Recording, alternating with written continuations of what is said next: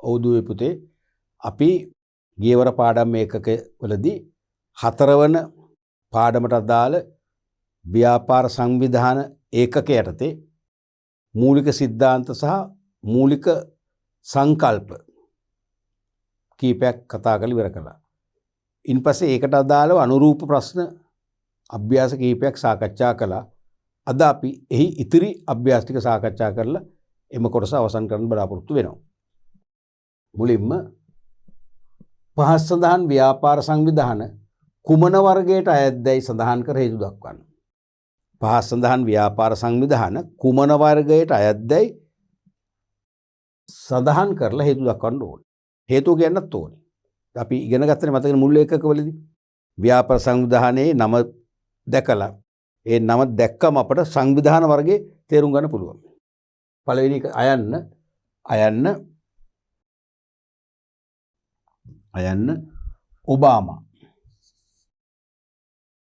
Obama කර්මාන්තායතනය. Obama කර්මාන්තායතනයකුත් ගොඩක් අට මොකද්ද මේක? මොකද්ද හැංගෙන්නේ? මේක තියෙන පුද්ගලයාගේ නමක්නේ කවුරු හරි. පුද්ගල නාමයන්නේ. පුද්ගලයෙකුට අයිතියනේ. තනි පුද්ගලයෙකුට අයිති හැඟවීමක් මේකේ තියෙන්නේ. අයිති හැඟවන නමක්. ඒ නිසා මේක ගොඩක් කරලා මොකද්ද? තනි පුද්ගල ව්‍යාපාරය. මේක තනි පුද්ගල ව්‍යාපාරය. තනි පුද්ගල ව්‍යාපාරය.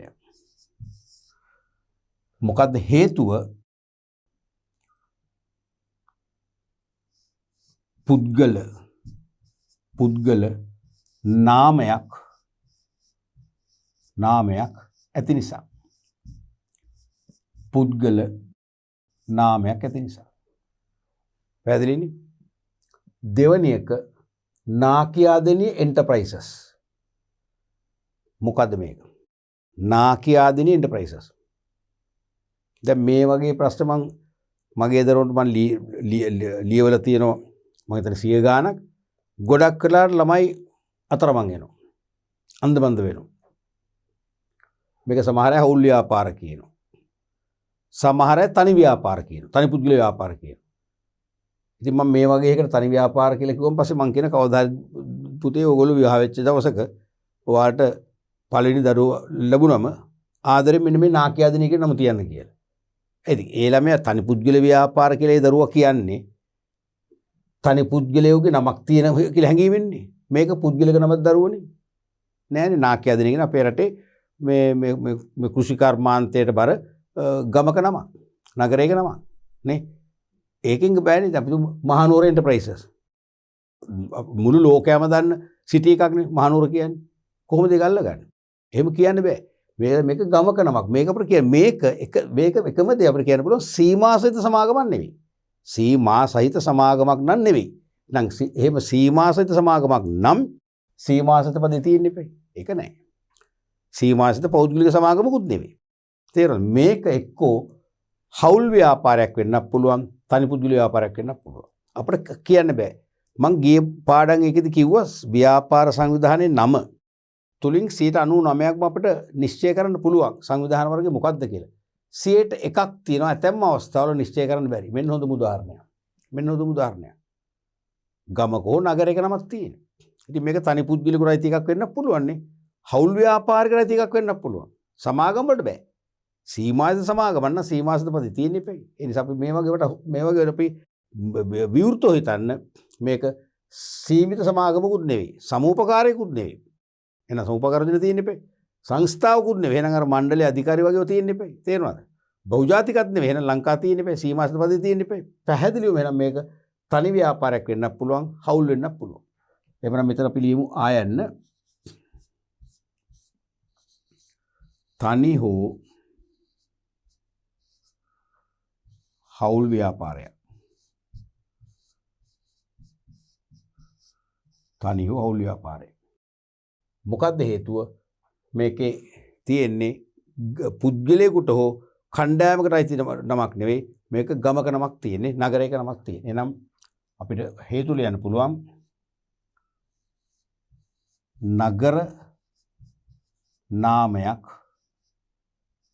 ඇතුළත් වීම. ඒක තමයි හේතුව. අයන්න සඳගෝමි සහ ගුරුළුගෝමී සමාගම. සඳගෝමී සහ ගුරුළුගෝමී සමාගම. මේක පැහැදිලිවම සීමිත සමාගමක් නෙවෙයි. ඇයි? සීමා සහිත පදේ නැහැ. අනිවාර්ය සීමා සහිත පදේනේ. දැන් සීමා සහිත සඳගෝමී සහ ගුරුළුගෝමී කියලා වුණා අනිවාර්යයෙන්ම සීමිත සමාගම. බොහෝලට සීමිත පොදු සමාගම. මෙතන එහෙම නැහැනේ. තනි පුද්ගල ව්‍යාපාරයක් වෙන්නත් බෑනේ. නම් දෙකක් තියෙනවානේ. මේ නම් බොහොම සීමිත ආකාරයෙන් ලංකාවේ යම් යම් පුද්ගලෝ පාවිච්චි කරන නම්නේ. තේරෙනවද? එහෙනම් මේක නම් දෙකක්. එහෙනම් මොකද්ද? අනිවාර්යයෙන් මේක හවුල් ව්‍යාපාරය. ඒතර මේ නම් ඈන ලියන්න ඕනේ.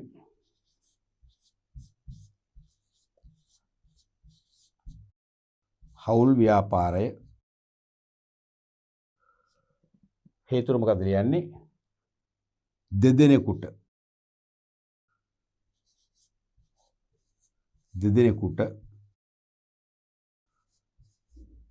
අයත් බව හැඟවීම.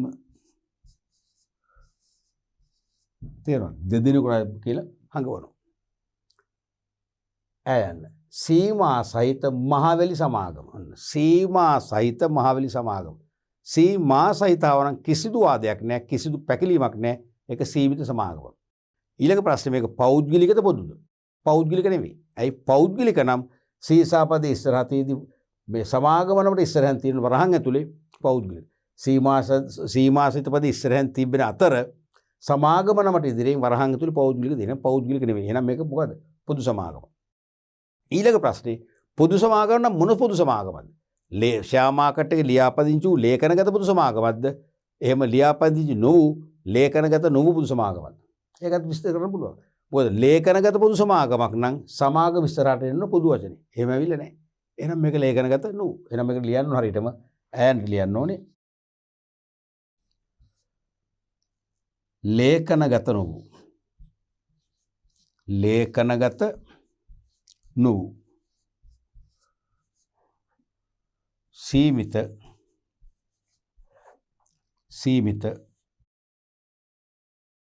පොදු සමාගම. නිකම්ම පොදු සමාගම කියලා ලියන්න බෑ. ලකුණු ලැබෙන එකක් නැහැ. මොකද හේතුව මේකේ අර දෙකම කියවන්න ඕනේ.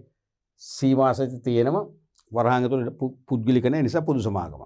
එතකොට ලේඛනගත නම් පොදු වචනේ ඉන්න ඕනේ. පොදු වචන ආවේ නැහැ කියන්නේ මොකද? ලේඛනගත වූ සීමිත පොදු සමාගම. හරිද? ඒකට හේතු ලියන්න ඕනේ. හේතු ලියන්න ඕනේ සීමා සහිත පදයට අමතරව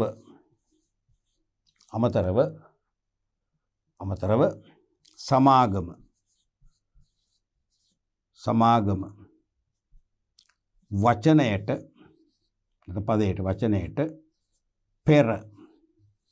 පෙර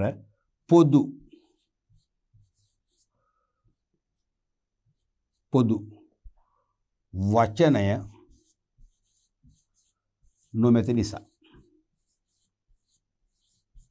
නොමැති නිසා.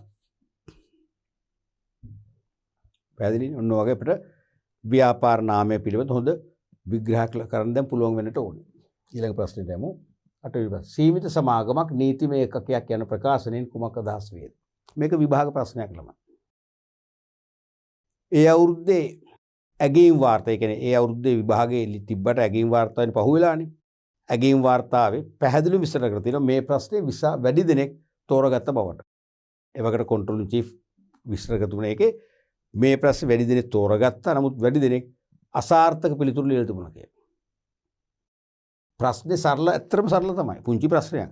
උනාට ඒ පුංචි ප්‍රශ්නේ තියෙන කිසියම් ගැඹුරක්. ඒ ගැඹුර ස්පර්ශ කරගත්තේ නැහැ මානසිකව. සීමිත සමාගමක් නීතිමය ඒකකයක් යන ප්‍රකාශනින් කුමක් අදහස් වන්නේ? දැන් විභාග ප්‍රශ්න පත්‍රයේ තුල මේ කමායක තිබුණේ නෑ දරුවනේ. මමයි මේ කමායක දැම්මේ. අර ඕගොල්ලන් ටික පහසු වෙන්නේ. දැන් කමායක නැතුණා නම් සීමිත සමාගමක් නීතිමය ඒකකයක් එකකට කියෙන්නේ. දැන් මේක සහනයක් ලැබෙන ඕගොල්ලන්ට. සහනයක්. මොකද සීමිත සමාගමක් කමායක නිසා සමාගමක් නීතිමය ඒකකයක් යන ප්‍රකාශනෙන් කුමක් අදහස් වන්නේ?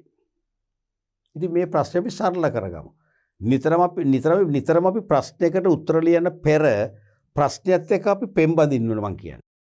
ප්‍රශ්නයට අපි ආදරය කරන්න ඕන. සමීප වෙන්න ඕන. තේරුණාද? එතකොටයි ප්‍රශ්නේ අපිට ප්‍රශ්නේ ගැඹුර, ප්‍රශ්නෙන් අහන දේ අපිට විනිවිද පේන්න ගන්න. එතකොට පුළුවන් අපිට උත්තර ගොනු කරගන්න. ප්‍රශ්නේ ගැඹුර හෝ විනිවිද භාවයේ පේන්නේ නැතුව උත්තර ගොනු කරන්න බෑනේ දරුවනේ. තේරුණාද? එහෙනම් සීමිත සමාගමක් නීතිමය ඒකකයක් කියන්නේ මොකද්ද? නෛතික පුද්ගල භාවයමයි. නෛතික පුද්ගලිකත්වයමයි. නැත්නම් සංස්ථා පුද්ගලිකත්වයමයි. නැත්නම් සීමිත සමාගමක් කියන්නේ නෛතික පුද්ගල භාවයක් සහිත ව්‍යාපාරයක්. මේකෙන් අදහස් කරන්නේ මොකද්ද? ඕකනේ අහන්නේ. හරිම සරලයිනේ. අපි දන්නවා සංස්ථාපනය කරන සෑම සංවිධානයක්ම නැත්නම් නීතිගත කරන සෑම සංවිධානයක්ම මොකද්ද වෙන්නේ? නීතිමය ඒකකයක් වෙනවා. හරිනේ. සංස්ථාපනය නොකරන තනි පුද්ගල හෝ හවුල් ව්‍යාපාර නීතිමය ඒකකයක් වෙන්නේ නැහනේ. ඒ දෙකට නෛතික පුද්ගල භාවය හිමි වෙන්නේ නැහැ. සංස්ථාපනය කරන සංවිධාන වලට විතරයි නෛතික පුද්ගල භාවය ලැබෙන්නේ. එහෙනම් අපි එතනින්ම පටන් ගන්නවා කෙලින්ම සංස්ථාපනය කරන සෑම සංවිධානයක්ම නීතිමය ඒකකයක් වන අතර සීමිත සමාගම්ද සමාගම් නීතිය යටතේ සංස්ථාපනය කරනවානේ. සීමිත සමාගම්ද සමාගම් නීතිය යටතේ සංස්ථාපනය කරන බැවින් එයද නීතිමය ඒකකයක් වේ. දැක්කද? ඔප්පු කරන්න මේක තියෙන්නේ. සංස්ථාපනය කරන සෑම සංවිධානයක්ම නීතිමය ඒකකයක් වෙනවා. සීමිත සමාගම්ද සමාගම් පනත යටතේ සංස්ථාපනය කරන බැවින්. එහෙනම් යත් සංස්ථාපනය කරනවානේ. එහෙමනම් එයද නීතිමය ඒකකයක්. හරි ලස්සන ප්‍රශ්නයක්. නමුත් ළමයි අසාර්ථක වුණා. ඒකයි මම කර දැක මූලික සංකල්ප අපි කළේ ඒකනේ. නෛතික පුද්ගල භාවය, සීමිත වගකීම, අඛණ්ඩ පැවැත්ම ඒ පිළිබඳ හොඳ අවබෝධයක් තියෙන්නට ඕන. 9 වෙනි ප්‍රශ්නය සීමිත සඳේලිය සමාගමේ අධ්‍යක්ෂකවරයෙකු වන කපිල හේරත්. සඳේලිය සමාගම කියන්නේ සීමිත පොදු සමාගමක්. ලේඛනගත නුව හරිනේ. ලේඛනගත නුව මේකත් මේ තේරෙනවද? ලේඛනගත නුව. ඇයි? සීමිත පදේ තියෙනවා පොදු නැහැ. එහෙනම් ලේඛනගත නුව පොදු සමාගම. අධ්‍යක්ෂකවරයෙකු වන කපිල හේරත් සමග ඇති කරගත් ගිවිසුමක් මත රනිල්ට යම් මූල්‍ය ලාභයක් සිදු විය. එම ලාභය ඔහුගේ ණය කරගත නොහැකි වූ නිසා ඔහුට විරුද්ධව නඩු පැවරීමට රනිල් තීරණය කර ඇත. මේ පිළිබඳ ඔබේ අදහස පැහැදිලි කරන්න. තේරුණාද? දැන් රනිල් මේ සමාගමේ අධ්‍යක්ෂකවරයෙකු වන කපිල හේරත් සමග මොන හරි ගනුදෙනුවක් ගිවිසුමක් ඇති කරගත්තා. අලාභයක් වුණා. අලාභය එයාගේ ණය කරන්න බැරි වෙච්ච නිසා රනිල් නීතිය පිහිට පතන්න නඩු පවරන්න යනවා. කාට විරුද්ධවද? ඔහුට විරුද්ධව. කපිල හේරත්ට විරුද්ධව. මේක කරන්න බෑ දරුවනේ. ඇයි බැරි? මේක සීමිත පොදු සමාගමක්. සංස්ථාපනය කරලා තියෙනවා. නෛතික පුද්ගල භාවය තියෙනවා. හිමිකරුවන්ගෙන් වෙන් වූ පැවැත්මක් තියෙනවා. එහෙමනම් නෛතික පුද්ගල භාවය තියෙනවා නම් එයා නීති ඉදිරි පුද්ගලයෙක්. තේරෙනවද? ඒ නිසා රනිල් නඩු කියනුන කාටද? සමාගමේ නමට එරෙහිව මිසක් මේ ඩිරෙක්ටර් කියන කළමනාකරු නමට නඩු දාන්න බෑ. හිමිකරුවන්ගේ නමට විරුද්ධව බෑ. තේරුණාද? මේක හවුල් ව්‍යාපාරයක් වුණා නම් කිසි ප්‍රශ්නයක් නැහැ. හවුල් ව්‍යාපාරයක් වුණා නම් එහෙනම් කපිල හේරත්ට විරුද්ධව තමයි නඩු දාන්න. මොකද ඒකට නීතිම පුද්ගල භාවය නැති නිසා. පැහැදිලිද? බලන්න උත්තරේ. මේ සීමිත සමාගමක් බැවින් එය සංස්ථාපනය කොට නීතිමය පුද්ගල භාවයේ හිමිව ඇති නිසා රනිල් විසින් නඩු පැවරිය යුත්තේ සමාගමේ නාමයට පමණයි. සමාගම් නාමයට එරෙහිව පමණයි. මේක සමාගමක්. සීමිත සමාගමන්නේ එහෙනම් සංස්ථාපනය කරලා නීතිමය පුද්ගල භාවයේ ලබාගෙන තියෙනවා. හිමි කරගෙන තියෙනවා. ඒ නිසා රනිල් නඩු දාන්න ඕනේ ඒ සමාගම් නාමයට විරුද්ධව පමණයි. පුද්ගලයන්ගේ නම් වලට දාන්න බෑ. පැහැදිලිද? ඊළඟට 10 වෙනි ප්‍රශ්නය ගනුදෙනු කරුවෙකුට හවුල් ව්‍යාපාරයකට විරුද්ධව උසාවියක නඩුවක් පැවරිය හැකිද? ඔබේ පිළිතුරට හේතු දක්වන්න. හවුල් ව්‍යාපාර. යම් ගනුදෙනු කරුවෙක් හවුල් ව්‍යාපාරයක් එක්ක ගනුදෙනු කරනවා. හවුල් ව්‍යාපාරයෙන් යට කිසියම් අලාභහානියක් කරනවා කියලා හිතන්න. එහෙම කළොත් ඒ හවුල් ව්‍යාපාරයට විරුද්ධව, කියන්නේ හවුල් ව්‍යාපාරේ නමට විරුද්ධව නඩු දාන්න පුළුවන්ද? පැහැදිලිවම බෑ. බෑනේ. ඇයි හේතුව? හවුල් ව්‍යාපාර සංස්ථාපනය කරන්නේ නැහැ. අන්න දැන් අපි ඉගෙනගත්ත ලියාපදිංචි සංස්ථාපනය දැන් අපි පේනවද ඇප්ලයි වෙන විදිය?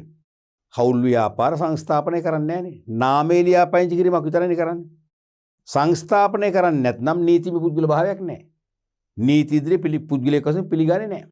එහෙමනම් මෙතනින් නඩු කියන්න වෙන්නේ හවුල් ව්‍යාපාරේ නමට විරුද්ධව නෙවෙයි හවුල් කරුවන්ගේ පුද්ගලික නම වලට එරෙහිව. මෙයාට හානියක් කර හවුල් කරව කවුද? එයාගේ නමට විරුද්ධව දාන්න පුළුවන්. තේරුණාද?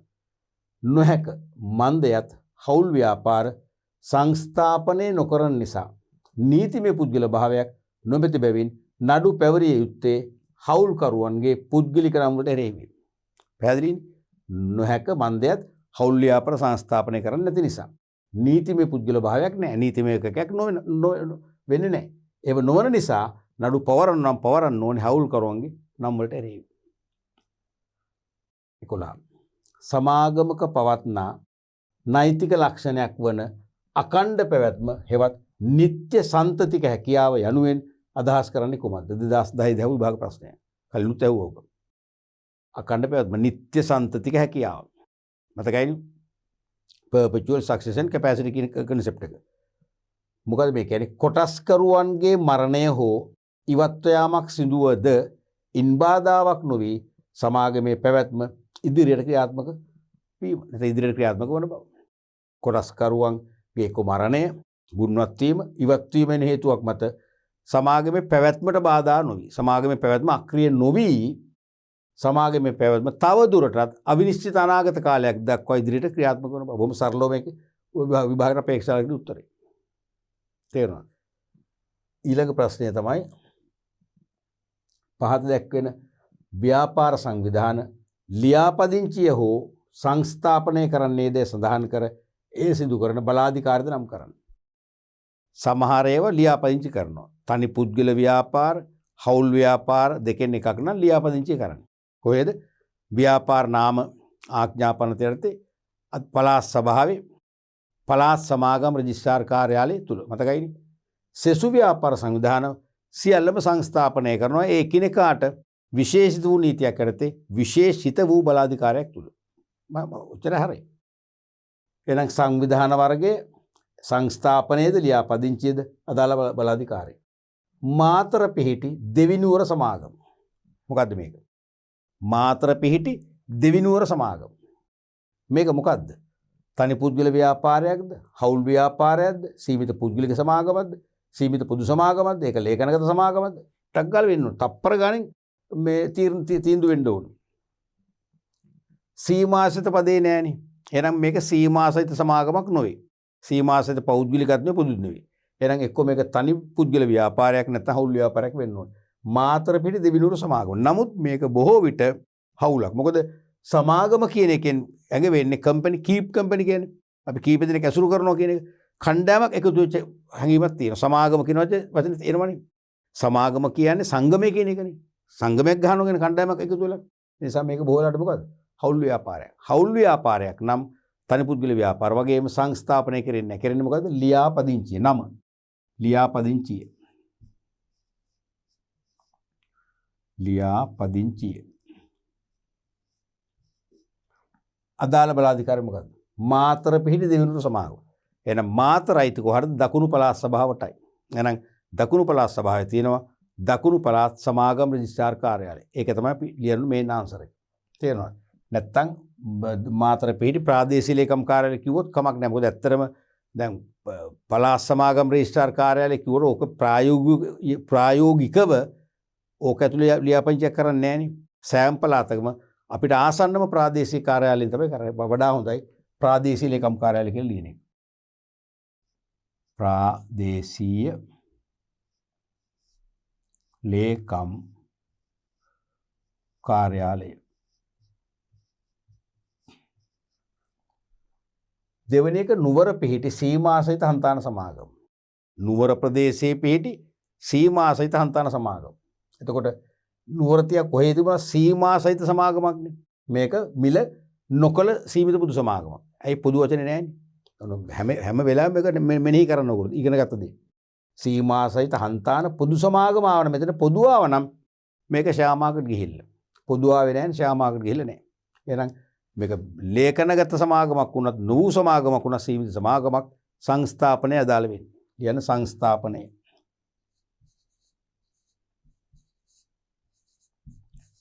සංස්ථාපනය. අදාළ බලාධිකාරිය මොකද්ද?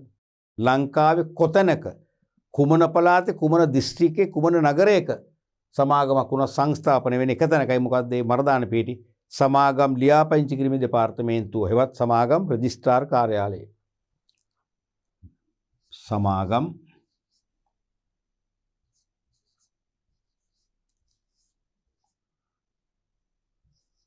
ලියාපදිංචි කිරීමේ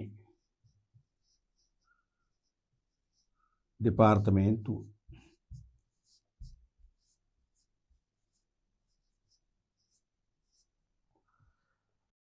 තුන්වෙනි එක හේෂිකා එන්ටර්ප්‍රයිසස්. හේෂිකා එන්ටර්ප්‍රයිසස් මොකද මේ කියන්නේ? මේකත් සීමිත සමාගමක් නෙවෙයි. සීමාසත පදේ නෑනේ. එහෙනම් ප්‍රයිවට් පබ්ලික් ගැන හිතන්නම ඕනේ නෑ. හේෂිකා කොහොම ගොඩක් කරලා අපි දන්නවා මේක කාන්තා චරිතයක්. කාන්තාවකගේ නමක්. එහෙනම් තනි පුද්ගල නමක් නේ. තනි පුද්ගලෙකුට අයිති හංගන පදයක් තියෙන. එහෙනම් මේක බොහෝ වෙලාවට මොකද? තනි පුද්ගල ව්‍යාපාරය. එහෙනම් අයිති මොකද්ද? තනි පුද්ගල ව්‍යාපාරයක් නම් හවුල් ව්‍යාපාරයක් නම් දෙකම අයිති මොකද්ද? සංස්ථාපනයේ නොවේ ලියාපදිංචියයි. එහෙනම් ලියාපදිංචි කියලා ලියන්න.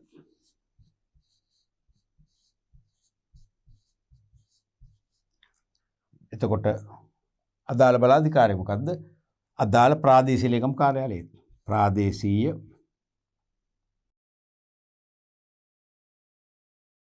ලේකම් කාර්යාලය.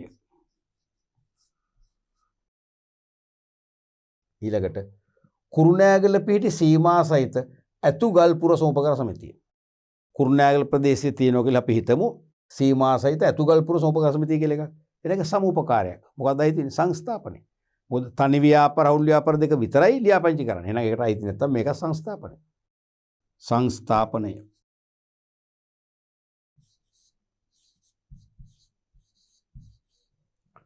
අදාළ බලාධිකාරිය මොකක්ද? සමූපකාර සංවර්ධන දෙපාර්තමේන්තුවයි. සමූපකාර සංවර්ධන දෙපාර්තමේන්තුවයි.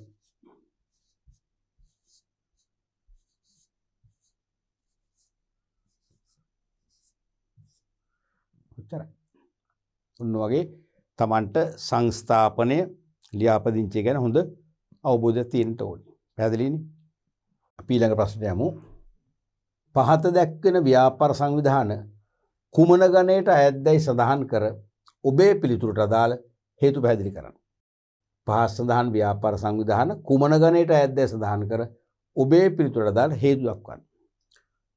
අයන් ඉන්දීවරි ස්ටෝර්ස්. ඉන්දීවරි ස්ටෝර්ස්. මොකද්ද මේක? බොහෝ විට මොකද්ද? දැන් තේරෙනවනේ තනි පුද්ගල ව්‍යාපාරය. ඇයි?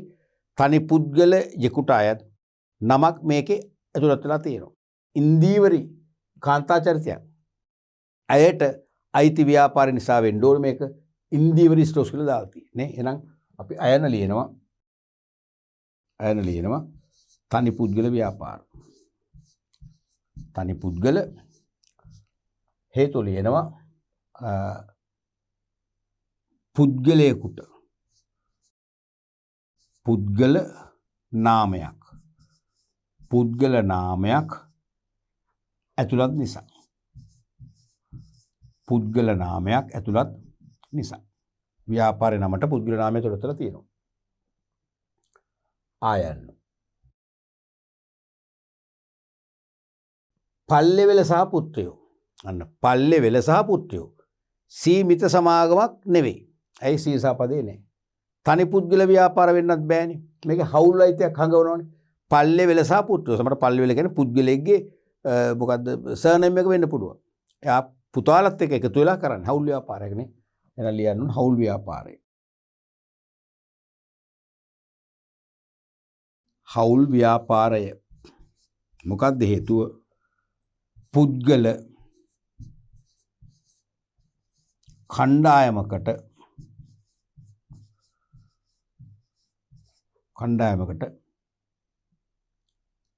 අයත් බව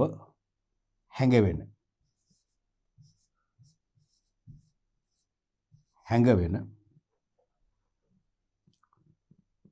පුත්‍රයෝනේ කියන පෙළන්නේ පුත්‍රයෝ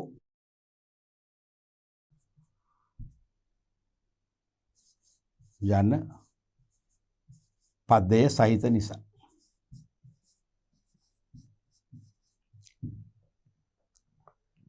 and දෙබරවව එන්ටර්ප්‍රයිසස්. අර නාකියාදින එන්ටර්ප්‍රයිස් කියලා අපි අල්ලගත්තේ ඒ වගේ තමයි මේකනේ. දෙබරවව එන්ටර්ප්‍රයිසස් කියන්නේ මොකද්ද? ගමක නමක්. සීමාසිත පදේ නෑනේ. සීමිත සමාගමක් නෙවෙයි. ඒ නිසා මේක තනි පුද්ගල වෙන්න පුළුවන්, හවුල් වෙන්න පුළුවන් නේ. ඒකට මේක ලියන්න ඕනේ යන්නට තනි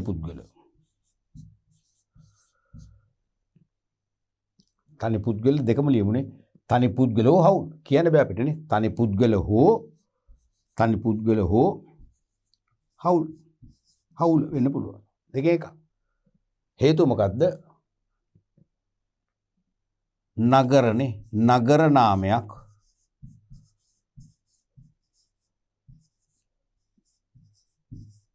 ඇතුළත් නිසා. යන්න සීසා ශාන්තිපුර සමාගම. සීසා ශාන්තිපුර සමාගම. පැහැදිලිවම සීසා පදේ තියෙන සීමිත සමාගම. ඊළඟ ප්‍රශ්නේ ප්‍රයිවට්ද පබ්ලික්ද?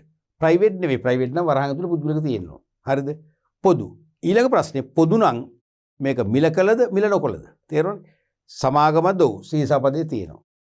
පෞද්ගලිකද පොදුද? පොදු. ඇයි? පෞද්ගලික නම් වරහන් ඇතුළේ පෞද්ගලික තියෙනවා. එහෙනම් මේක පොදු. පොදු උනත් මේක ලේඛනගතද ලේඛනගත නොවුද? ලේඛනගත නොවු. මොකද ශ්‍යාමාකට් එකේ ලියාපදිංචි වෙලා නම් පොදු වෙන වචන එනවනේ. එහෙනම් ඒතර ලියන්න ඕනේ යන්නට ලේඛනගත නොවු සීමිත පොදු සමාගම.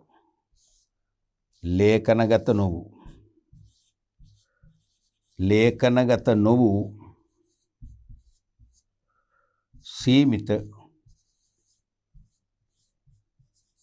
පොදු සමාගම.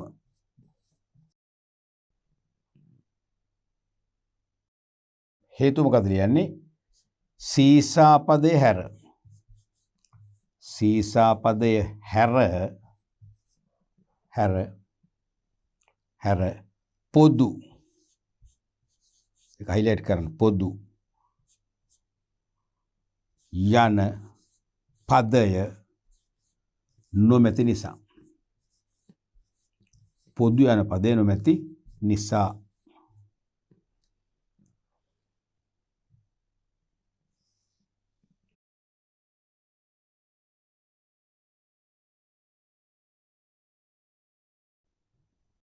ඊළඟට යන්න සීසා නවලෝක පුද්ගලික සමාගම. සීසා නවලෝක පුද්ගලික සමාගම. අන්න ඒකේ වරහන් ඇතුළේ පුද්ගලික තියෙනවා. වරහන් ඇතුළේ පුද්ගලික තියෙනවා නම් පැහැදිලිව මොකක්ද ඒක? සීමා සහිත පුද්ගලික සමාගම. එහෙනම් ලියන්න සීමිත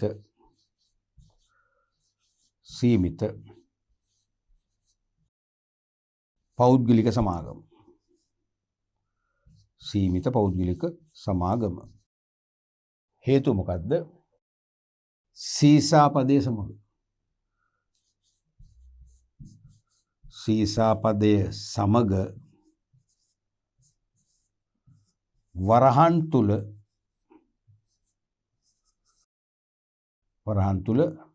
පුද්ගලික පදය ඇතුළත් වීම. උත්තරයි. අපි ඊළඟ ප්‍රශ්නට යමු. සුදුසු පද යොදා හිස්තැන් පුරවන්න. මතකයි දැන් මේ ප්‍රශ්නට එනකොටම මට මතක් වෙනවා විභාග අතීතයේ ළමයිගේ. වැඩිපුරම පිරිසක් ලකුණු අඩුවෙන්ම ගන්න සෙක්ෂන් එක තමයි මේක. මොකද හිස්තැන් පුරවනකොට නිශ්චිතවම අපි විෂය කරුණු අවබෝධ කරගෙන තියෙන්න ඕනේ. නිශ්චිතවම විෂය කරුණු විනිවිද භාවයෙන් යුතුව අවබෝධ කර නැත්නම් මේකට උත්තර ලියන්න අමාරුයි. එතන පුළුවන් තරම් වෙහෙසෙන්න හිස්තැන් පුරවන ප්‍රශ්න ලියන්න. ලියනකොට හරියට විෂය කරුණු තාර්කිකව නිර්වුල්ව ඔබ අවබෝධ කරගෙන තියෙන්න ඕනේ. ගනුදෙනුකරුවන් වැඩි ප්‍රමාණයක් ආකර්ෂණය කරගත හැක්කේ හිස්තැන් ව්‍යාපාර සංවිධාන විසින් මෙහෙවන හිස්තැන් කඩු සඳහායි. මොකද ඒ කියන්නේ? ගනුදෙනුකරුවන් වැඩි ප්‍රමාණයක් ආකර්ෂණය කරගත හැක්කේ හිස්තැනක් ව්‍යාපාර සංවිධාන විසින් මෙහෙවන හිස්තැනක් කටයුතු සඳහා. මොනවටද? ගනුදෙනුකරුවෝ වැඩි ප්‍රමාණයක් ආකර්ෂණය කරන්න පුළුවන් වගකීම අසීමිත ව්‍යාපාර සංවිධාන විසින් මෙහෙවන. වගකීම අසීමිත.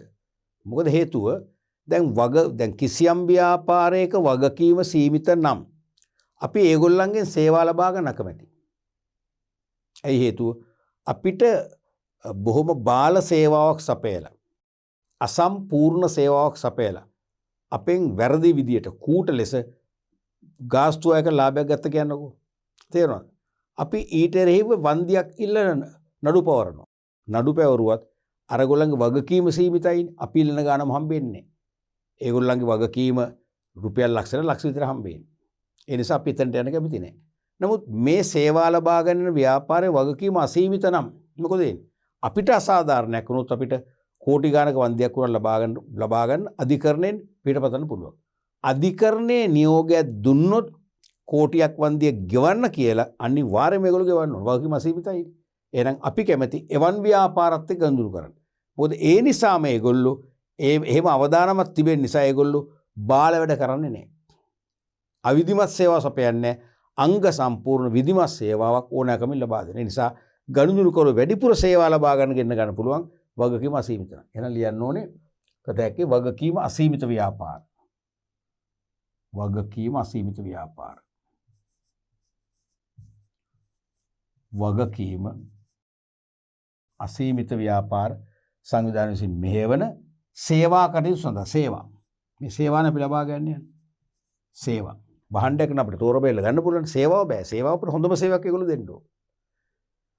ඊළඟට නෛතික පුද්ගලිකත්වයේ හිමිවන්නේ හිස්තනක් කරනු ලබන ව්‍යාපාර සංවිධාන සඳහායි. ව්‍යාපාරේ නමින් නීති හමුවට ප්‍රවේශ වීමේ හැකියාව ලැබෙන්නේ හිස්තනක් කරන ලබන ව්‍යාපාර සංවිධාන සඳහා. මොනවද?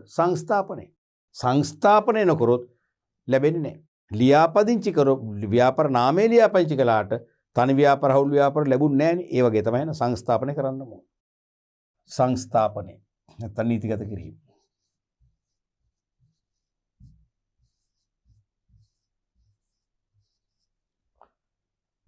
තුන්වෙනි ප්‍රශ්නය. හිමිකරුවන්ගේ ස්වාධීනතාවය වඩාත් ආරක්ෂා වන්නේ.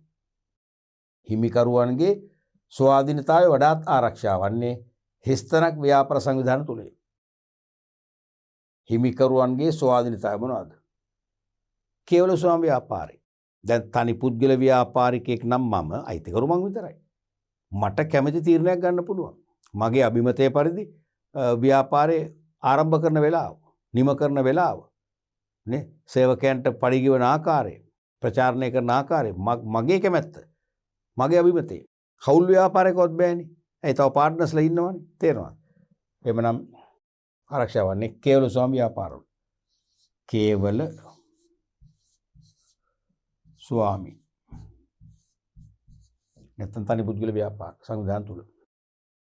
4 සීමා සහිත පොදු සමාගම් හිස්තනක් මෙන්ම හිස්තනක් අංශයට අයත් ව්‍යාපාර සංවිධාන විශේෂයකි. මතකනේ අපි මීට ඉස්සෙල්ලා අපි කතා කරා සීමිත පොදු සමාගම් පෞද්ගලික සමාගම් දෙකම. පොදු සමාගම් පමණක්ම නොවේ. සීමිත පොදු සමාගම් පෞද්ගලික සමාගම් දෙකම රාජ්‍ය අංශයේත් පෞද්ගලික අංශයේත් එකසේ ක්‍රියාත්මක වෙනවා. එහෙනම් පොදු සමාගම් රාජ්‍ය මෙන්ම පෞද්ගලික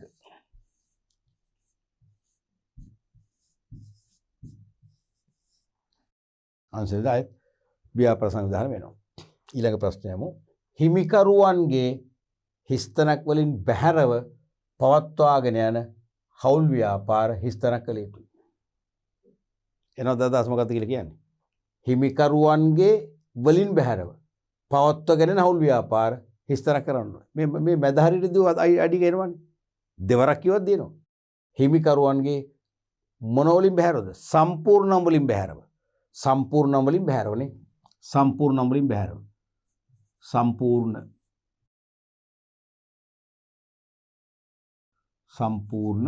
නම් වලින් බැහැරව පවත්වාගෙන හවුල් ව්‍යාපාර මොනවද කරන්න ඕනේ? ලියාපදිංචි කරන්න ඕනේ. ව්‍යාපාර නාම පනතේනේ.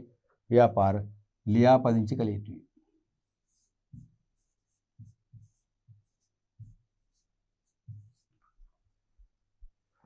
ඊළඟ ප්‍රශ්නය අඛණ්ඩ පැවැත්ම තුලින් ව්‍යාපාර තුල හිස්තනක් ඇති බිය අවම වන අතරම ගනුදෙනුකරුවන්ගේ හිස්තනක් දිනා ගැනීමට හැකි වෙනවා. දැන් ඔබ කැමති අඛණ්ඩ පැවැත්මක් ඇති ව්‍යාපාරයේද නැති ව්‍යාපාරයේද ගනුදෙනු කරන්න? ඇත්ත කතාව කියන්නේ. අඛණ්ඩ පැවැත්මක් නැත්තම් අපි උනත් ගනුදෙනු කරන්න කැමති නැහැ. ණයක් දෙන්න කැමති නැහැ. භාණ්ඩ ණයට සපයන්න කැමති නැහැ. අමුද්‍රව්‍ය සපයන්න කැමති නැහනේ. එහෙනම් අඛණ්ඩ පැවැත්ම තුලින් ව්‍යාපාර තුල මොකද්ද ආයෝජනය කරන්නේ? දැන් අඛණ්ඩ පැවැත්මක් තියෙන සීමිත පෞද්ගලික සමාගම් පොදු සමාගම් වගේ වේ ආයෝජකව ආයෝජනය කරන්න කැමතියි. අඛණ්ඩ පැවැත්ම නැහැ තනි පුද්ගල ව්‍යාපාරේ, හවුල් ව්‍යාපාරේ. ඒක හවුල් කරුවෙක් මියගොත් ව්‍යාපාරේ වහන්න වෙනවා. තේරෙනවද? එහෙනම් එවැනි ව්‍යාපාරවල මුදල් ආයෝජනය කරන්නත් අපි බයයි. මොකද එහෙම ආයෝජනය කරලා හිමිකරුවෙක්ගේ ඇවෑමෙන් ව්‍යාපාරේ වැහුනොත් අපිට යෙදූ ප්‍රාග්ධන අපිට අපසු ගන්න බැරි වෙනවා. එහෙනම් ආයෝජකයන්ගේ බිය අඩු වෙනවා අඛණ්ඩ පැවැත්මක් තියෙනවා. ව්‍යාපාර තුල ආයෝජනයට ඇති බියනේ. ආයෝජනයට ඇති බිය. ආයෝජනයට ඇති බිය අවම නතරම ගනුදෙනුකරුවන්ගේ මොකද්ද විශ්වාසය දිනා ගන්න ලේසි. ගනුදෙනුකරුත් විශ්වාසයෙන් ගනුදෙනු කරනවා. මොකද නැති වෙන්නේ නැහැනේ. ව්‍යාපාරේ පවතිනවා. ගනුදෙනුකරුවන්ගේ විශ්වාසය.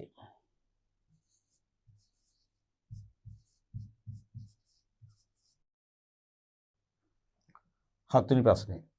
ව්‍යාපාර සංවිධානයක හිස්තනක් කටයුතු එහි කළමනාකරුවන් විසින් ඉටු කරනවා. මොකද්ද මේක කියන්නේ? මේක නම් ටග් ගලින් කියනවනේ. ව්‍යාපාර සංවිධානයක අසවල් කටයුතු කළමනාකරුවන්ගෙන් තමයි වෙන්නේ. මොකද්ද? කළමනාකරුවෝ කරන්නේ සංවිධාන කටයුතු. මතකයිනේ? අයිතිකරුවෝ කරන්නේ මොකද්ද? පාලන කටයුතු. එහෙනම් සංවිධානයක සංවිධාන කටයුතු. සංවිධාන කටයුතු කරන්නේ කළමනාකරුවෝ. පාලන කටයුතු කරන අයිතිකරුවෝ. අටවෙනි එක හිමිකරුවන්ට ව්‍යාපාරයක බංකොලොත් පිරිවැයෙන් සෑහෙන පමණට නිදහස් විය හැකි ව්‍යාපාර සංවිධාන වර්ගයේ වුණේ. මොකද මේ බංකොලොත් පිරිවැය කියන්නේ? 아무තු දෙයක් නෙවෙයිනේ. ව්‍යාපාරයක් බංකොලොත් වුණාම බාහිරට පියවිය යුතු ණයතුරුස් තියෙනවා. ඒක තමයි බංකොලොත් පිරිවැය. බාහිර බැරකම්. තේරුණාද? එහෙනම් හිමිකරුවන්ට ව්‍යාපාරයක බංකොලොත් පිරිවැය. ඒ කියන්නේ බංකොලොත් වුණාම බාහිරට ගෙවන්න තියෙන මේ සමස්ත වගකීම් වලින් සෑහෙන පමණට නිදහස් විය හැකි ව්‍යාපාර සංවිධාන වර්ගය මොකද්ද? වගකීම සීමිත ව්‍යාපාර සංවිධාන. වගකීම අසීමිත තනි හෝ හවුල් ව්‍යාපාරවල ඒ නිදහස නැහැ. තමන්ගේ පෞද්ගලික ධනෙන් හරි ගෙවන්න වෙනවා. දැන් සීමිත සමාගමක් ගත්තොත් අපි මිලදී ගන්න එකඟ වූ කොටස් වල ප්‍රකාශිතයෙන් එහාට අපිට එහෙම බැඳීමක් ඇති වෙන්නේ නැහැ නේ. එහෙනම් වර්ගය තමයි වගකීම සීමිත ව්‍යාපාර සංවිධාන. වගකීම සීමිත ව්‍යාපාර සංවිධානයි. පැහැදිලිද? ඊළඟ ප්‍රශ්නය යමු. ව්‍යාපාර සංවිධානයක් තුළ ව්‍යාපාර හිස්තනක් හෝ හිස්තනක් ක්‍රියාත්මක විය හැක. ව්‍යාපාර සංවිධානයක් තුළ ව්‍යාපාර මොකද එකක් හෝ කීපයක්. දැන් ව්‍යාපාර සංවිධානයකින් මොකද කරනවා කිව්වේ? ව්‍යාපාර සංවිධානයක් කියලා අපි ඉගෙන ගත්තේ ව්‍යවසාය ක්‍රමය. ව්‍යවසාය ක්‍රමය මොකද්ද වෙන්නේ? භාණ්ඩ හෝ සේවා නිෂ්පාදන ක්‍රියාවලට අවශ්‍ය සම්පත් ඒක රාශී කර දෙනවා. සම්පත් ඒක රාශී කර දෙනවා. තේරුණාද? එහෙමනම් එහෙම ඒක රාශී කර දුන්න මෙතන ව්‍යාපාර කටයුතු එකක් හෝ දෙකක් වෙන්න පුළුවන්. හිතන්න පෞද්ගලික ආයතනයක් ගැන. පෞද්ගලික ආයතනයක එක අංශයක ආහාර පාන නිෂ්පාදනය කරනවා. තවත් අංශයක රෙදිපිලි නිෂ්පාදනය කරනවා.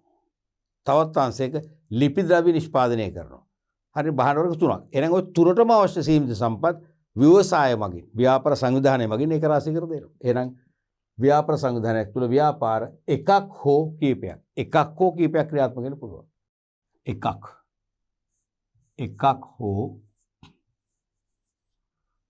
හෝ කීපයක්.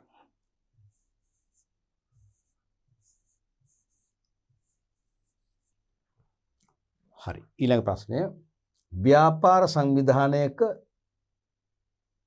හිස්තනක් හිමිකරුවන් විසින් ගෙන යන්න. ව්‍යාපාර සංවිධානයක සංවිධානකරණය නම් කළමනාකරුවෝ ගෙනනවා.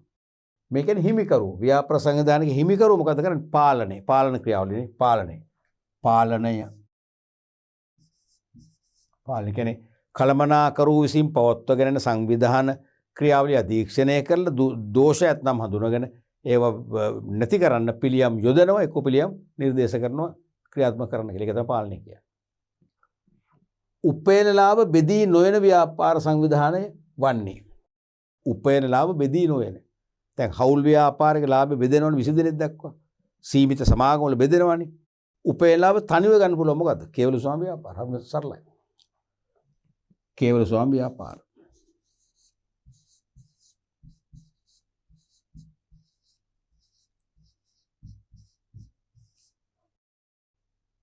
දොලා ව්‍යාපාර ආයතනයක් තුල හිස්තනක් ක්‍රියාත්මක වන අතර ඒ සඳහා අවශ්‍ය සම්පත් ඒකරාශී කිරීම හිස්තනක් මගින් සිදු කරයි. දැන් මේ ව්‍යාපාර ආයතනය කියලා මෙහෙමනේ ව්‍යාපාර ආයතනය ව්‍යාපාර සංවිධානය තුනක් කන්සෙප්ට් තුනක්. ව්‍යාපාරය කියන්නේ භාණ්ඩ සේවා නිෂ්පාදනයේ විකිණීම බෙදහැරීම එක. හරිද? ව්‍යාපාර ආයතනය කියන්නේ භෞතික සම්පත් වල එකතුව. ගොඩනැගිලි, යන්ත්‍ර, කාර්යාල, කම්හල්, ගබඩා වලින් සමන්විත ආයතනයනේ. ව්‍යාපාර ආයතනය කියන්නේ. ඒතර ව්‍යාපාර සංවිධානය කියන්නේ ඒක ඇතුලේ සිදුවන ව්‍යාපාර කටයුතු වලට නැත්නම් භාණ්ඩ සේවා නිෂ්පාදන ක්‍රියාවලියට අවශ්‍ය සීමිත සම්පත් ඒක රාශී කර දෙන ව්‍යවසාය ක්‍රමය. එහෙමනම් ව්‍යාපාර ආයතනයක් තුල හිස්තනක් ක්‍රියාත්මක වන අතර මොකද්ද? ව්‍යාපාර ආයතනයක් තුල ව්‍යාපාර කටයුතු නැත්නම් ව්‍යාපාර ක්‍රියාත්මක වන අතර. හරිනේ? ව්‍යාපාර ආයතනයක් තුල තමයි ව්‍යාපාර වෙන්නේ. දැන් පුද්ගලික උපකාරක පන්තිය කියන්නේ ව්‍යාපාර ආයතනයක්. හරිනේ? ව්‍යාපාර ආයතනයක්. ගොඩනැගිලි තියෙනවා, ඩෙස් බංකුව තියෙනවා, පහසුකම් තියෙනවා. ඒක ඇතුලේ අපි හිතමු ව්‍යාපාර අධ්‍යයන පන්තියක් පැවැත්වෙනවා. ගිණුම් කරන පන්තියක් පැවැත්වෙනවා. භෞතික විද්‍යා පන්තියක් පැවැත්වෙනවා. මොනවද? ඒ ව්‍යාපාර. එහෙනම් ව්‍යාපාර ආයතන තුල ව්‍යාපාර කීපයක් වෙන්න පුළුවන් නේ. ව්‍යාපාර ආයතන තුල ව්‍යාපාර ක්‍රියාත්මක වන අතර ඒ සඳහා අවශ්‍ය සම්පත් ඒක රාශී කිරීම මොකෙන්ද? ව්‍යාපාර සංවිධානය මගින්. ඒ කියන්නේ ව්‍යවසාය ක්‍රමය මගින් තමයි සිදු කරන්නේ. ව්‍යාපාර සංවිධාන.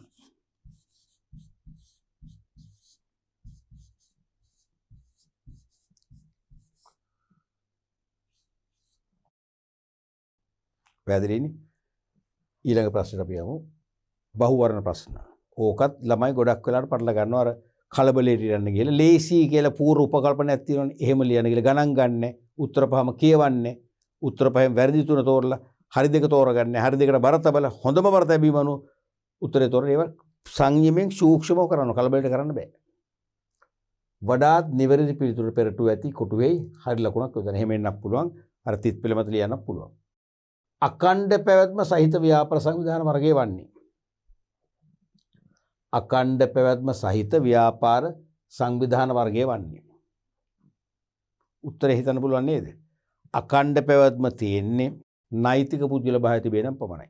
නෛතික පුද්ගල භාවය ලැබෙන්නේ සංස්ථාපනය කළොත් විතරයි. එහෙනම් සංස්ථාපනය නොකරන හවුල් ව්‍යාපාර, තනි ව්‍යාපාර කිසිවකට අකණ්ඩ පැවැත්ම ලැබෙන්නේ නැහැ. එහෙනම් රනිල් සහ අනිල් සමාගම හවුල් ව්‍යාපාරයක්නේ අකණ්ඩ පැවැත්මක් නැහැ. හරිනේ? අබ්දුල් සහ සමාගම පැහැදිලිවම හවුල් ව්‍යාපාරයක්නේ අකණ්ඩ පැවැත්මක් නැහැ. සීමා සහිත මිරිදිය හෝටල් සමාගම. සීමා සහිත මිරිදිය හෝටල් සමාගම. අන්න. ඒක පැහැදිලිව මොකද සීමා සහිත පදේ තියෙනවා. මේක සීමිත පොදු සමාගමක්. මිල ලේඛනගත වූ පොදු සමාගම. එහෙනම් සමාගමක් නම් සංස්ථාපනය කරනවා අකණ්ඩ පැවැත්ම තියෙනවාමයි. උඩරට වෙලෙන්දෝ ව්‍යාපාරය. ඒකත් බොහෝ විට හවුල් ව්‍යාපාරයක් නේ.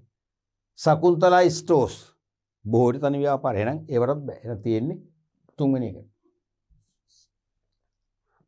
ඊළඟ ප්‍රශ්නය සීමිත නිල්වලා සහ සමාගම.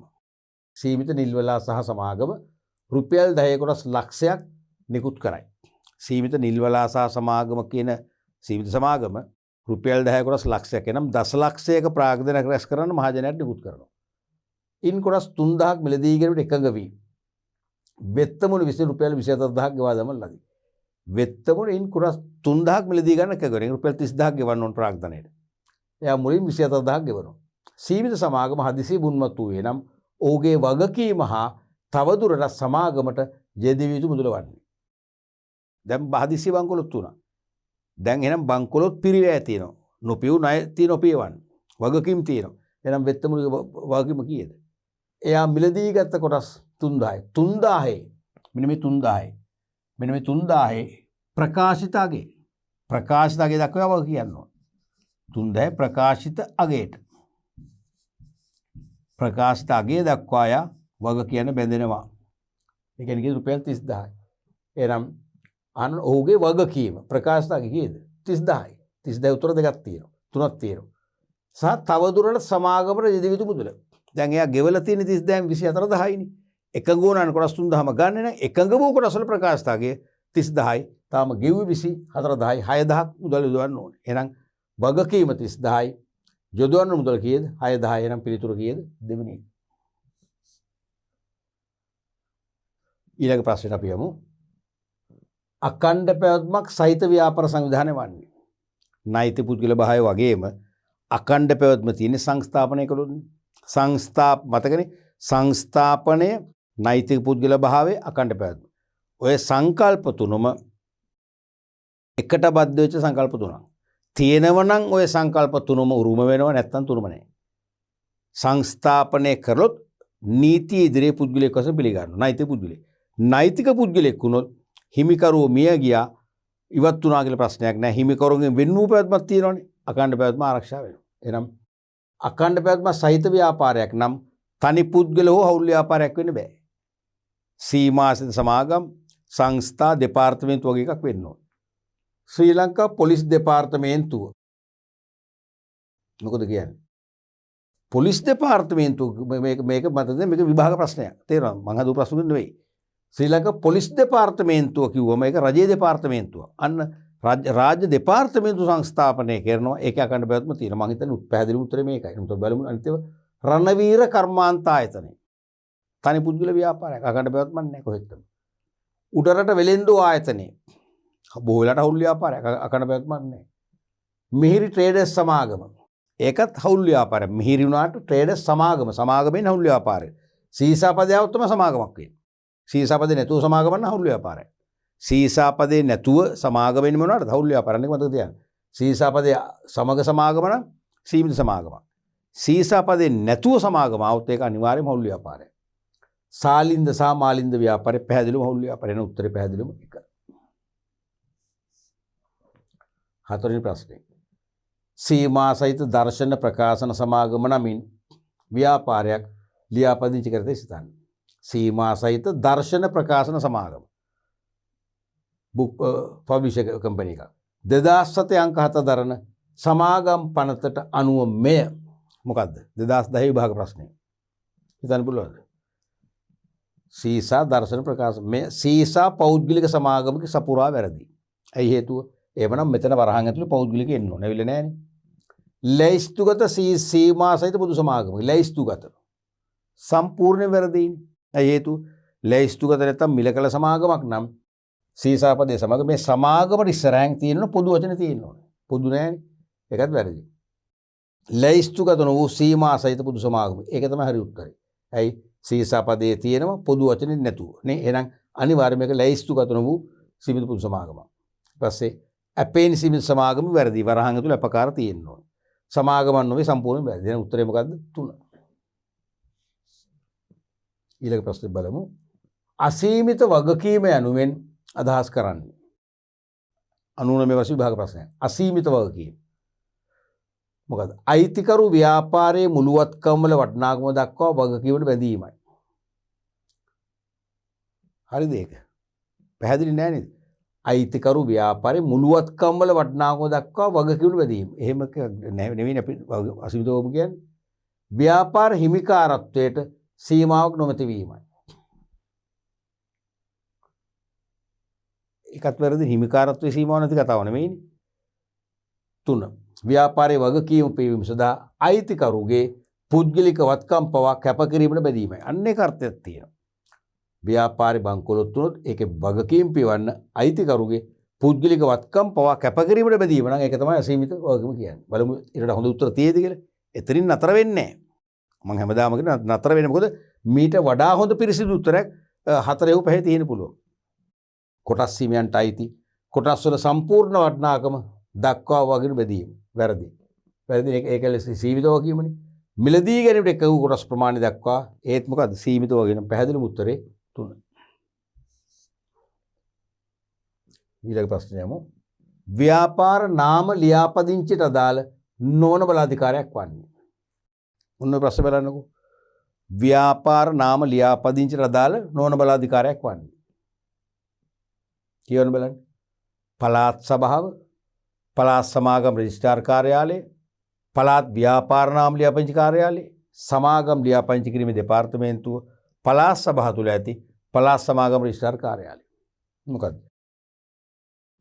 මේ ප්‍රශ්න ගොඩක් වෙලාවට මම හිතනවා ළමයි වරද්ද ගන්නවා මේ කියලා. මොකද දැන් අපි දන්නවා ව්‍යාපාර නාම ලියාපදිංචිය සිදු වෙන්නේ 1991 ජනවාරි 1 වෙනිදා සිට අද දක්වා පළාත් සභාව ඇතුළේනේ. පළාත් සභාව ඇතුලේ වෙනම අංශයක් නැත්නම් කාර්යාලයක් පිහිටුව පළාත් සමාගම් රෙජිස්ට්‍රාර් කාර්යාලය කියන. තේරුණාද? ඒතර එහෙනම් ව්‍යාපාර නාම ලියාපදිංචිට කිසිම සම්බන්ධයක් නැත්තේ මොකද්ද? සමාගම් ලියාපදිංචි කිරීමේ දෙපාර්තමේන්තුව. ඇයි 90 දෙසැම්බර් 31 දක්වා ව්‍යාපාර නාම ලියාපදිංචි කළේ සමාගම් ලියාපදිංචි කිරීමේ දෙපාර්තමේන්තුව තමයි. නමුත් ඒකට තිබිච්ච රාජකාරිවල බර නිසා තේරුණාද? 91 සිට සමාගම් ලියාපදිංචි කිරීමේ දෙපාර්තමේන්තුවෙන් ව්‍යාපාර නාම ලියාපදිංචි කර්තව්‍ය අයින් කරලා ඒක පවරනවා පළාත් සභාවලට. එනු පළාත් සභාව තුල දානවා පළාත් සමාගම් රෙජිස්ට්‍රාර් කාර්යාලය කියලා අංශයක්. ඒක තමයි ලියාපදිංචි කරන්නේ. එහෙනම් පළාත් සභාව කියන එකත් හරිනේ. ව්‍යාපාර නාම ලියාපදිංචි අදාළයි සම්බන්ධයිනේ. පළාත් සමාගම් රෙජිස්ට්‍රාර් කරලා ඒකත් හරිනේ. පළාත් සභාව තුලේ පළාත් සමාගම් රෙජිස්ට්‍රාර් කාර්යාලය තුල තමයි මේක වෙන්නේ. පළාත් ව්‍යාපාර නාම ලියාපදිංචි කාර්යාලයත් පොඩි හරියක් තියෙනවා. මොකද ඒක බංකුවේ ව්‍යවහාර වෙනවා. මම කලිනුත් කිව්වා කරන්නේ ව්‍යවහාර වෙනවා. දැන් ඒ පළාත් සභාවලදී සමහර නිලධාරීන් කියන්නේ පළාත් ව්‍යාපාර නාම ලියාපදිංචි කාර්ය. ව්‍යාපාර නාම ලියාපදිංචි කරන අර්ථය ඒගොල්ලෝ හදාගෙන තියෙනවා. පළාත් ව්‍යාපාර නාම ලියාපදිංචි එහෙම භාවිතයක් තියෙනවා. ඒ නිසා ඒකත් හරි. හරිම වචනේ මේක ඇදවෙන එක. පළාත් සමාගම් රෙජිස්ට්‍රාර් කාර්යාලය. පස්වෙනි එක බලන්න. පළාත් සභාව තුල ඇති පළාත් සමාගම් රෙජිස්ට්‍රාර් කාර්යාලය. වඩාත්ම ගැලපෙන්නේ ඒකනේ කියන්නේ. ව්‍යාපාර නාම ලියාපදිංචිට වඩාත්ම අදාළ වෙන්නේ ඒකයි. හරිද? පළාත් සභාව තුල ඇති පළාත් සමාගම් රෙජිස්ට්‍රාර් කාර්යාලය. එහෙමනම් ව්‍යාපාර නාම ලියාපදිංචියට අදාළම නොවන මොකද්ද? සමාගම් ලියාපදිංචි කිරීමේ දෙපාර්තමේන්තුව. මොකද ඒකෙන් දැන් මේක නිදහස් කරන්නේ. එහෙනම් හතරවෙනි උත්තරේ. ඊළඟ ප්‍රශ්නට යමු. එකිනෙකට සම්බන්ධතාවක් පවතින සංකල්ප ඇතුළත් කාණ්ඩය වන්නේ. එකිනෙකට සම්බන්ධතාවක් පවතින සංකල්ප ඇතුළත් කාණ්ඩය. සංස්ථාපනය, අඛණ්ඩ පැවැත්ම, නෛතික පුද්ගල භාවය. එකිනෙකට සම්බන්ධ සම්බන්ධ නුත් පිළිවෙලක් නැහැ නේද? නෛතික පැවැත්ම, අවිනිශ්චිත පැවැත්ම, වගකීමේ කොහෙත්ම දාලා නැහැ. සංස්ථාපනය, නෛතික පුද්ගල භාවය, අඛණ්ඩ පැවැත්ම. සංස්ථාපනය, නෛතික පුද්ගල භාවය, අඛණ්ඩ පැවැත්ම. සංවිධානය, පාලනය, නෛතික පැවැත්ම. නීතිගත කිරීම, අඛණ්ඩ පැවැත්ම, බදු ගෙවීම. මේක මොකද වඩා හරියට උත්තර කීපයක් තියෙනවා. දැන් බලන කීපයක් තිබේ නම් පිළිවෙල. අනු පිළිවෙලට ගොනුලා තියෙන මොකද්ද? මුලින්ම සංස්ථාපනය. ඊට පස්සේ නෛතික පුද්ගල භාවය. ඊට පස්සේ අඛණ්ඩ පැවැත්ම. එහෙනම් උත්තරේ 3. 8වෙනි එක. නිල ලැයිස්තුගත සමාගමක් වන්නේ. නිල ලැයිස්තුගත සමාගමක් වන්නේ. මතකනේ? නිල ලැයිස්තුගත සමාගමක් නම් සීසාපදයේ තියෙන්නත් ඕනේ. සමාගම කියන පදයට ඉදිරියෙන් පොදු වෙන වචනේ තියෙන්නත් ඕනේ. පොදු නොවේ නම් නිල ලැයිස්තුගත නොවේ. සීමා සහිත දුන්හිඳ හෝටල් පුද්ගලික සමාගම. මේක වරහන් ඇතුලේ පුද්ගලික තියෙනවා කියන්නේ සීමිත පුද්ගලික සමාගම. කියනවා ඒක නෙමෙයි උත්තරේ. සීමා සහිත රක්වාන සමාගම. අන්න සීසාපදයේ තියෙනවා සමාගම ඉස්සරහට පොදු වෙන වචනේ නැහැ. එහෙනම් ඒක නිල ලැයිස්තුගත නෙවෙයි. ආනි ලැයිස්තුගත සමාගම. 3 සීමා සහිත මැදිරිගිරේ එන්ටර්ප්‍රයිසස්. ඒකත් එහෙමනේ. ලැයිස්තුගත වූ පොදු සමාගමක්. ඒ පොදු වෙන වචනේ නැහැ. සීමා සහිත හබරන විලේජ් පොදු සමාගම වන්න තියෙනවා. සීමා සහිත පදයේ තියෙනවා සමාගම් නමට ඉදිරියෙන් මොකද පොදු වෙන වචනේ තියෙනවා. එහෙනම් ඒක තමයි උත්තරේ වෙන්නේ. සීසා ටයිගර් විලේජ් සහ සමාගම කියන්නේ අනිවාර්යයෙන්ම ලැයිස්තුගත වූ සමාගම. කියන උත්තරේ 4. ඊළඟ ප්‍රශ්නේ යමු. පෞද්ගලික අංශයට අයත් ව්‍යාපාර සංවිධානයකි. පෞද්ගලික අංශයට අයත් ව්‍යාපාර සංවිධානයකි. රාජ්‍ය සංස්ථාව මොකේද? රාජ්‍යංශයෙන් ඒක ගන්න බෑ. රාජ්‍ය දෙපාර්තමේන්තුව රාජ්‍යංශයෙන් ඒකත් ගන්න බෑ. සීමාසිත පොදු සමාගම. ඒක නම් මොකද කියන්නේ? පොදු සමාගම රාජ්‍යංශයේ තියෙනවා පෞද්ගලික අංශයේ තියෙනවා. දැන් අහන්නේ පෞද්ගලික අංශය රැයත් ව්‍යාපාර සංවිධානයක්. පෞද්ගලික අංශය රැයත් ව්‍යාපාර සංවිධානයක් විතරයි. තේරුණාද? සීමිත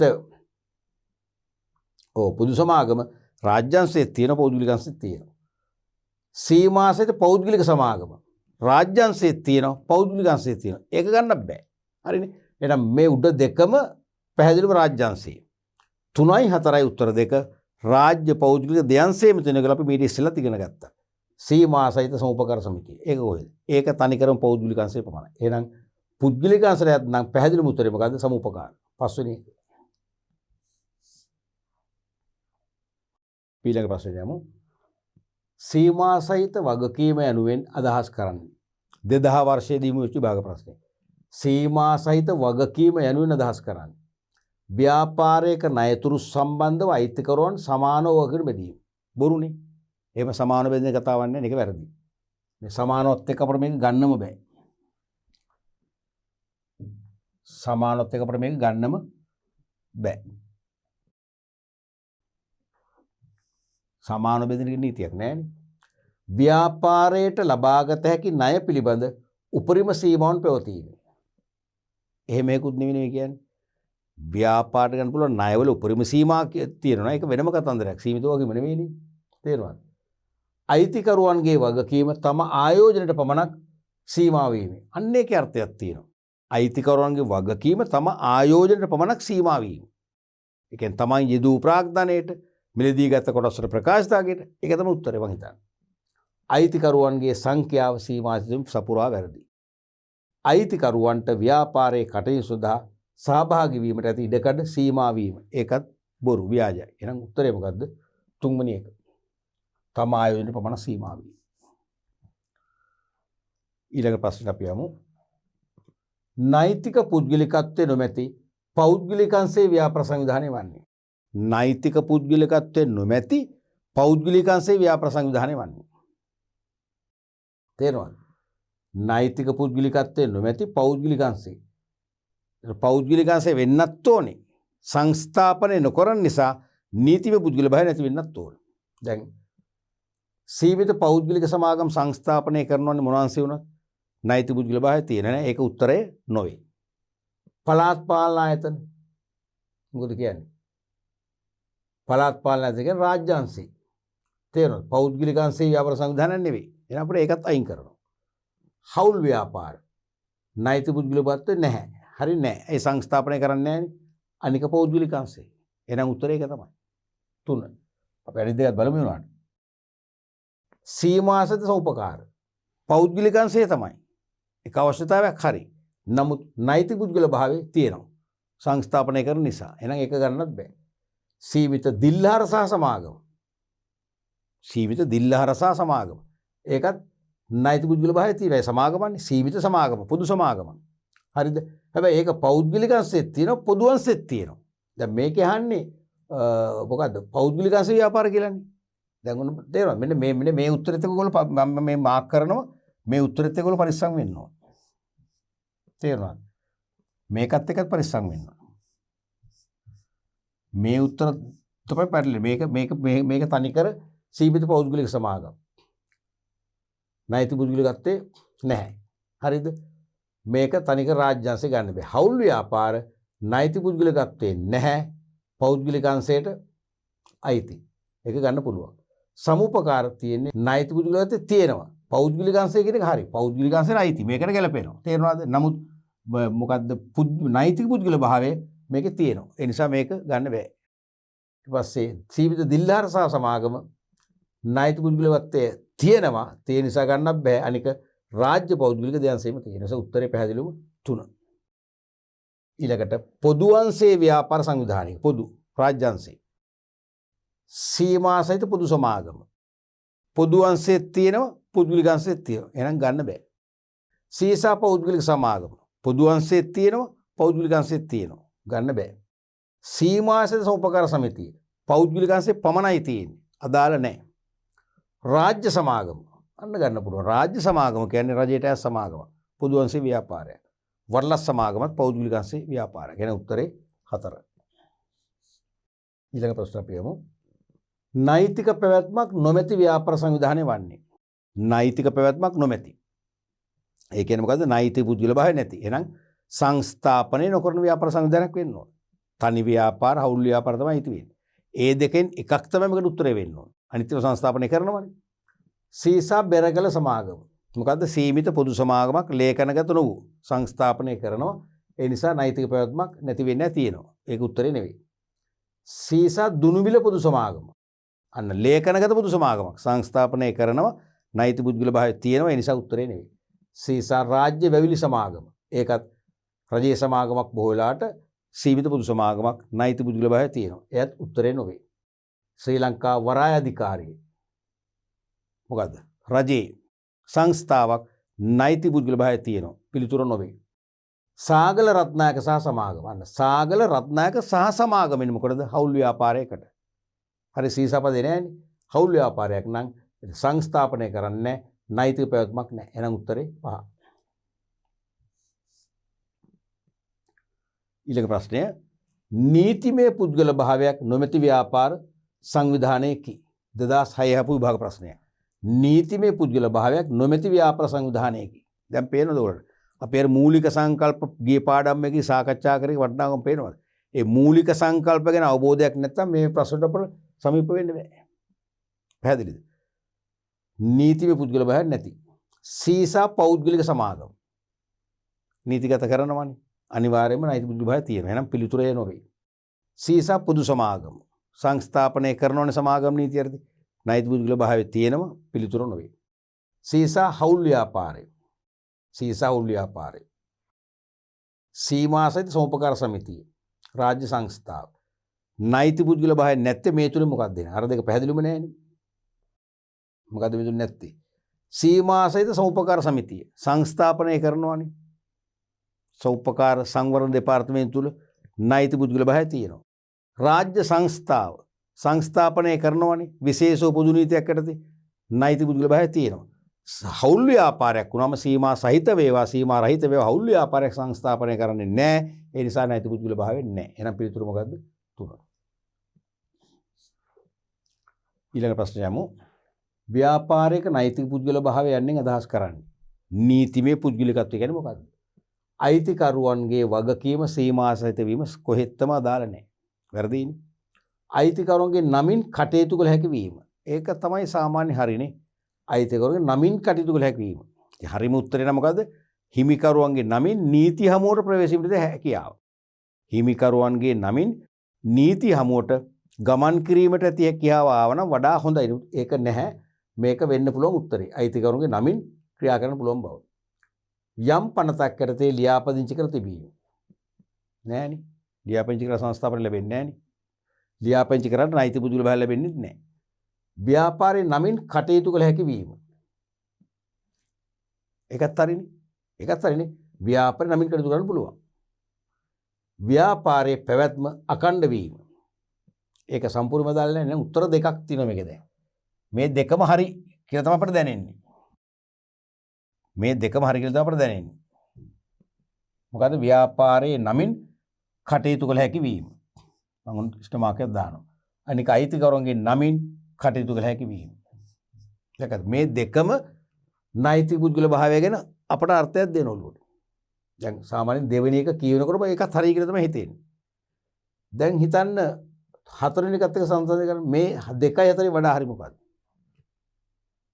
දෙක වැරදීනේ. දැන් මුලින් අපිට හිතෙනවා එහෙම. දැන් ඔබේ සිතුවිල්ල තමයි මම පෙන්නුවේ තේරුණාද? අයිතිකරුවන්ගේ නමින් කටයුතු කළ හැකි වීම.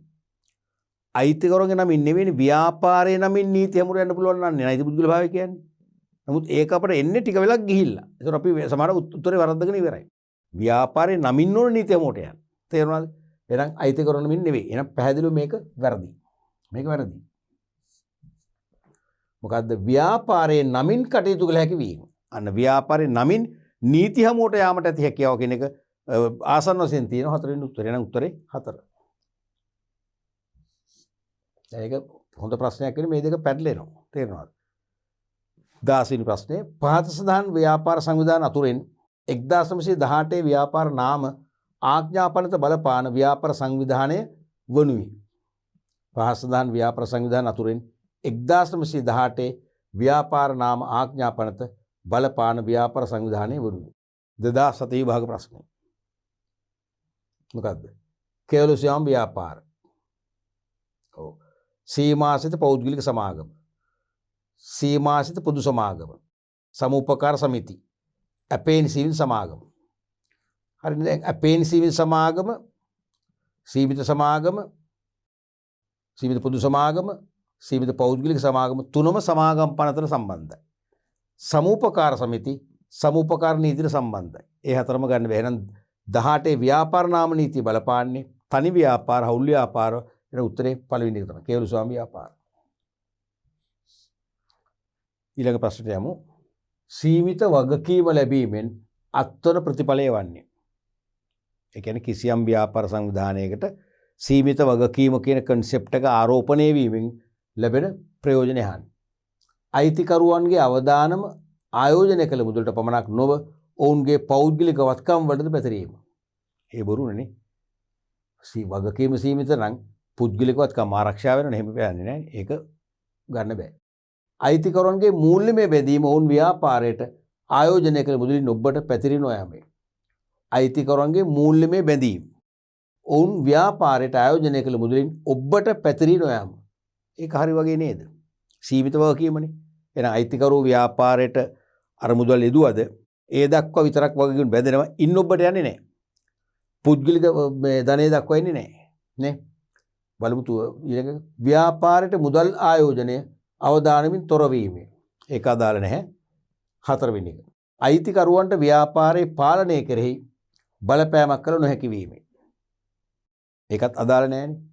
ව්‍යාපාරයට ආයෝජනය කළ මුදල් ආපසු ලැබීම සහතික වීම. ඒකත් නෙවෙයි කියන්නේ. දැන් උත්තරේ මොකද්ද? 2.